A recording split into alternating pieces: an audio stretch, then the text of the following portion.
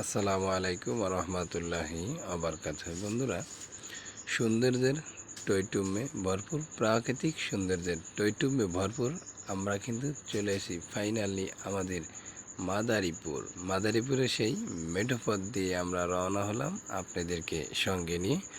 দেখতে থাকুন আমাদের সেই টইটুম্বে ভরপুর মাদারীপুরের সৌন্দর্য, প্রাকৃতিক সৌন্দর্য দেখানোর জন্য আজকে আমরা চেষ্টা করেছি গ্রাম বাংলার মেঠোপথ। এই মেঠোপথ দিয়েই কিন্তু আমাদের গন্তব্যস্থানে রওনা হলাম। বন্ধুরা, আপনারা আজকে আপনাদের সামনে যে বিষয়টি নিয়ে কথা বলবো সেটি হচ্ছে আমাদের এই বর্তমান পরিস্থিতিতে প্রচণ্ড পরিমাণ বৃষ্টি হচ্ছে। বৃষ্টির জন্য কিন্তু বের হওয়ায় অনেক কষ্ট। তার ভিতরে কিন্তু আমরা একটি জায়গায় রওনা হলাম। সেই গন্তব্যস্থানটি যেতে যেতে আপনাদের সাথে কিছু কথা বলবো এই বন্যা পরিস্থিতি নিয়ে।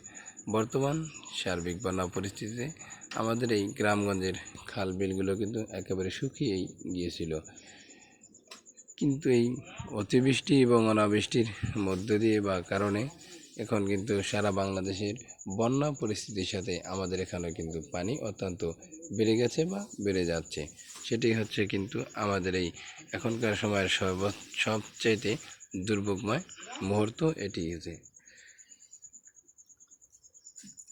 আমাদের যেখানে হাতের ডান সাইডে বাম সাইডের যে মাঠটা দেখা যাচ্ছে, মাঠটি কিন্তু একেবারেই শুকিয়ে ধানে ভরপুর হয়ে গেছিলো।